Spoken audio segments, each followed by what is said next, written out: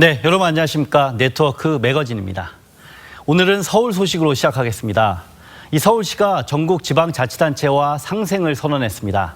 지방 발전을 돕기 위해 서울시가 2,400억 원을 투입해서 공동발전 사업을 진행하기로 했습니다.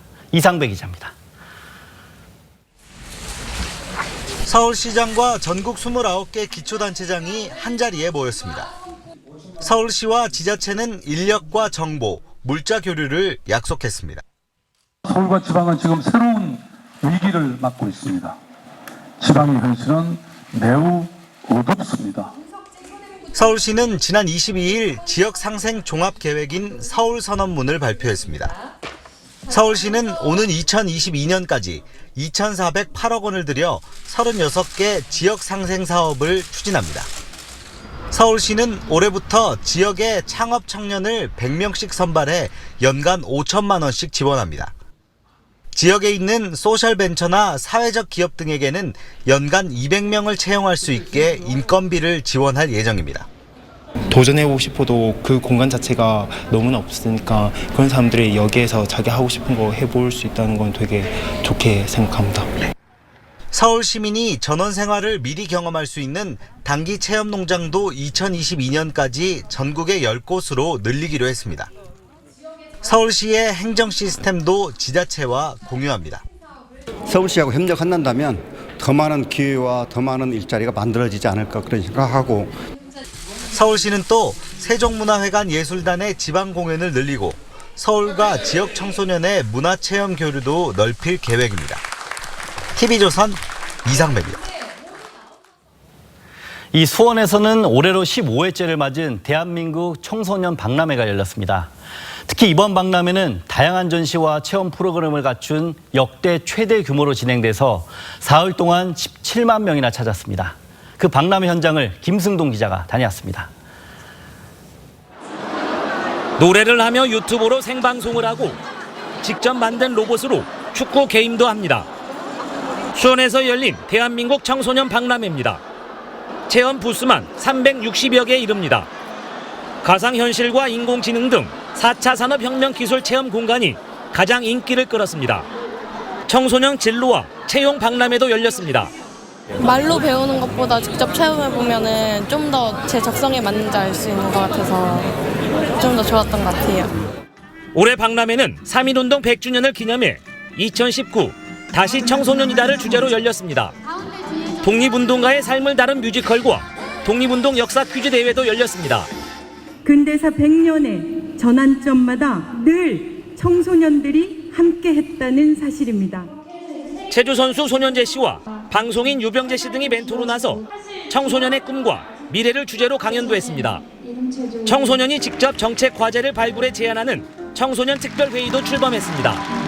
여러분들이 주인이 되는 청소년 세상 함께 만들어가자고 하는 다짐을 하는 자리가 되길 바랍니다.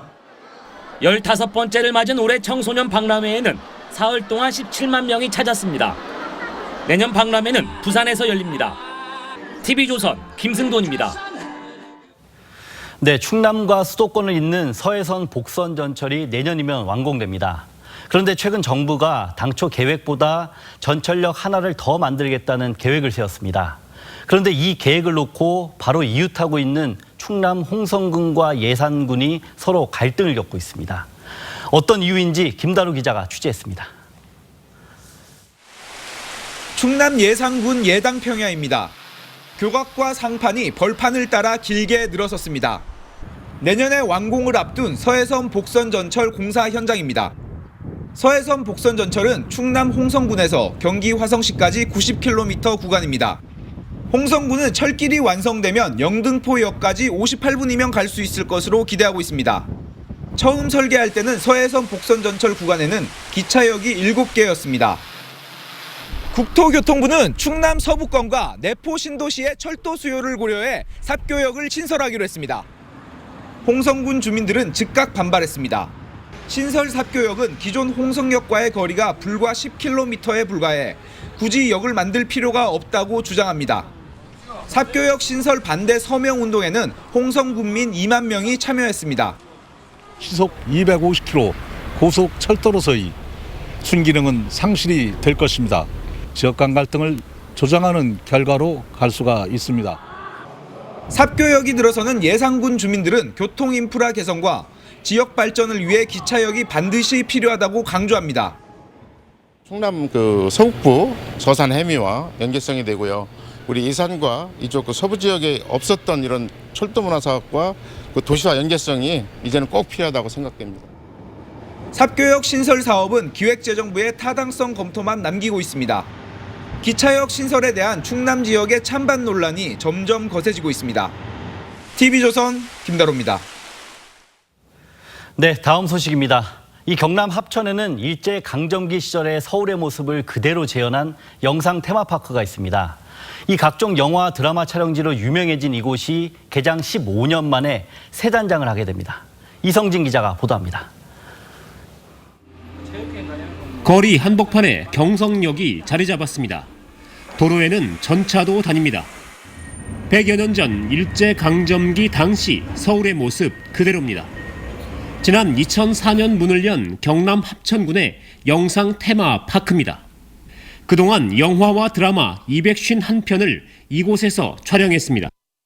영화에서 봤던 TV에 봤던 세트장이 진짜 여기 와서 보니까 너무 신기하고 참 그렇습니다.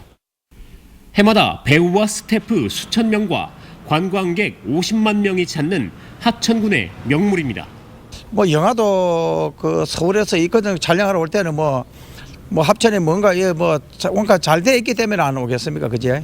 우리 세트장이 아마 전국에서 최고다. 합천군은 개장한 지 15년이 지난 영상 테마파크를 새롭게 단장합니다. 올해 200억 원을 들여 종로경찰서와 조선총독부 등 주요 건물을 새로 짓습니다. 영화진흥위원회와 함께 실내 스튜디오도 만듭니다. 합천군은 한류 드라마 체험 프로그램을 마련해 일본과 중국 등 외국인 관광객도 유치할 계획입니다. 관광객들은 배우와 탤런트의 연기 모습을 직접 보시고 함께 즐거운 시간을 가질 수가 있습니다. 합천군은 영상 테마파크를 새로 단장하면 연간 관광객이 100만 명에 이를 것으로 기대하고 있습니다.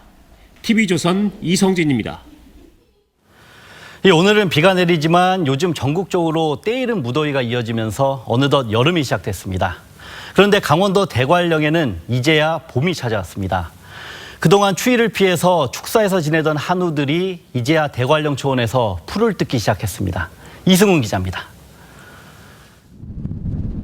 해발 700m 대관령 자락. 소떼가 먼지를 일으키며 달려갑니다. 싱싱한 풀이 가득한 초원에 도착합니다. 축구장 401개 면적에 이릅니다. 넓은 초원을 마음껏 뛰어다니고 싱싱한 풀을 골라 뜯어먹습니다. 국립축산과학원이 우수 품종 연구용으로 키우는 한우 암소 300마리입니다. 좁은 축사에서 지낸 지 6개월 만에 방목을 시작했습니다. 운동을 소들이 충분히 할 수 있기 때문에 면역력 증강하고 그다음에 번식 생리에 좋은 영향을 끼칩니다. 방목으로 키우면 단백질과 비타민이 풍부한 풀을 먹고 운동량도 늘기 때문입니다. 방목한 암소는 축사에서만 자란 암소보다 번식률이 15% 이상 높습니다. 대관령은 5월 초까지 눈이 내릴 정도로 기온이 낮아 다른 지역보다 한 달 늦게 방목을 시작합니다. 올해는 5월 평균 기온이 평년보다 2.7도 높아 방목이 보름 정도 빨랐습니다. 목초가 20cm 이상 충분히 자랐을 때 방목이 가능하고요. 이틀 정도 방목하고 그 다음 초지로 이동하는 윤환 방목을 실시하고 있습니다. 대관령 한우 방목은 겨울이 시작되는 오는 11월까지 이어집니다. TV조선 이승훈입니다. 네, 울산과학기술원 일명 유니스트가 올해로 개교 10주년을 맞았습니다. 이 연구개발부터 창업까지 보폭을 넓히고 있는 유니스트가 1조 원 가치를 지닌 기업 10곳을 육성하겠다는 포부를 밝혔습니다. 정민진 기자입니다. 네모난 전지를 물에 집어넣습니다. 경보음이 울리고 전등이 켜집니다. 바닷물로 충전하는 해수 전지입니다. 울산과학기술원 김영식 교수팀이 지난 2014년 세계 최초로 개발했습니다. 실제 ESS라든지 아니면 어망용 부위와 같은 해양 분야에 특화된 배터리로서 어떻게 보면 자리매김할 수 있는. 울산과학기술원은 지난 2009년 개교했습니다. 세계대학 순위를 발표하는 라이델 랭킹에서 지난 2017년부터 3년 연속 국내 1등을 기록했습니다. 울산과학기술원은 연구를 기반으로 기술 개발과 창업까지 영역을 넓히고 있습니다. 울산과학기술원은 창업 전용 공간 등을 마련해 교내 벤처기업을 지원합니다. 울산과학기술원에는 교수 등 전체 교원 325명 가운데 35명이 벤처기업을 운영하고 있습니다. 학생들이 창업한 기업도 45곳에 이릅니다.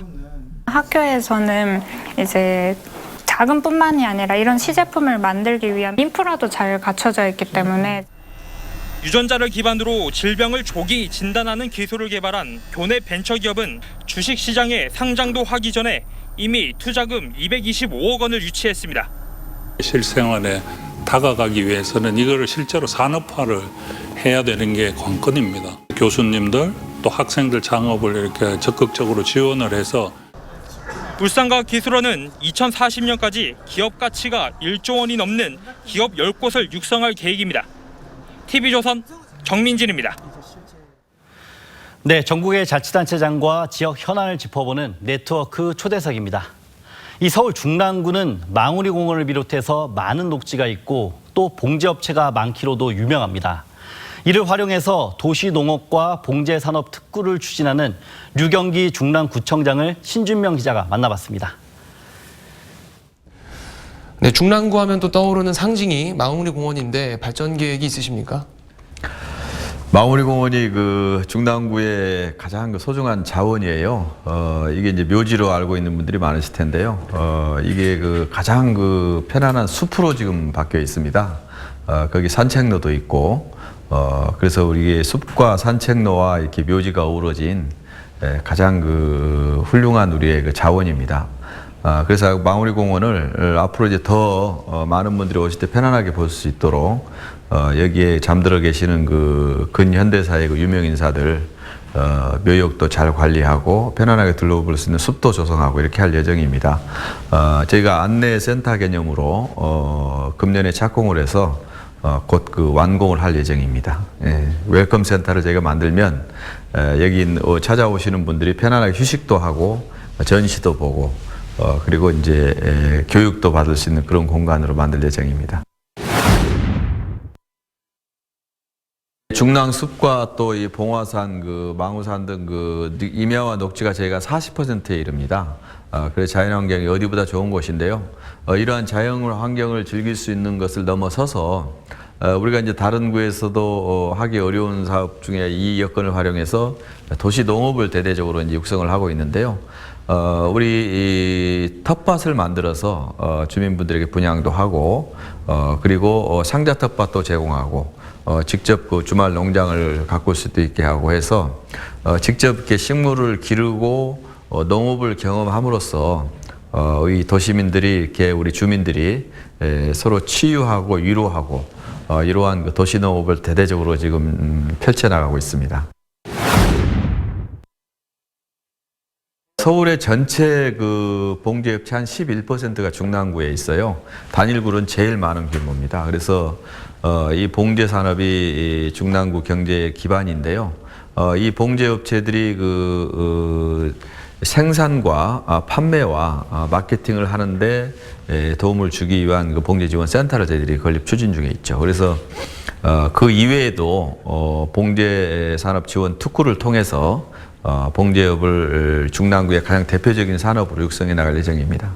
그리고 이제 시내 차량기지하고 이게 망우 상봉역 주변에는 대규모의 그 철도 부지가 있습니다. 그래서 앞으로 그 지역 개발을 위해서 저희가 이제 면목 행정복합타운 그리고 면목 유수지 그리고 시내 차량기지 또 망우 상봉역의 복합개발 등등을 통해서 생산 기반과 기업 활동할 수 있는 공간을 많이 제공할 예정입니다. 그렇게 하면 일자리도 만들고 소득도 창출할 수 있는 그런 효과를 기대합니다. 중랑이 참 살기 좋은 곳인데요. 앞으로 꼭 그 저희들이 많이 보완해야 될 부분으로 말씀하시는 게 이제 경제 기반을 확충하는 거하고 교육의 환경을 개선하는 부분을 많이 중점을 두려고 합니다. 그중에서 특히 이제 그 교육 분야에 관해서는 우리가 이제 구에서 그 교육 그 지원 경비를 학교에 지원하는 걸 한 2배로 늘릴 생각이고요. 지금 한 40억 수준이거든요. 한 80억으로 늘리고 그다음에 이제 방정환 교육 지원 센터를 저희가 금년에 착공해서 내년에 이제 오픈을 합니다. 여기에서 이제 중랑구 학생들을 위한 여러 그 교육 프로그램을 대대적으로 할 예정이고요. 혁신교육 지구로 금년에 지정이 됐어요. 그래서 지역사회와 함께 우리 학생들에 대한 혁신교육도 대대적으로 펼칠 예정입니다. 장미축제를 저희가 즐기러 찾아오시는 분들이 200만 명이 매년 넘습니다. 그 서울의 아주 대표적인 축제로 자리를 잡았는데요. 5월 17일에 시작을 했습니다만은 앞으로도 그 보실 수 있는 기회가 많이 있습니다. 6월 2일까지 저희가 계속 이어가거든요. 이미 찾아오신 분도 참으로 많습니다만은 아직 못 오신 분들은 꼭 한번 그 장미 축제를 찾아주셔서 5월의 꽃의 여왕인 장미도 즐기시고 또 아름다운 그 경관도 같이 즐기시면 아주 행복해질 거라고 생각합니다. 꼭 한번 들러주십시오. 네, 네트워크 매거진 마치겠습니다. 다음 주 월요일에 찾아뵙겠습니다. 감사합니다.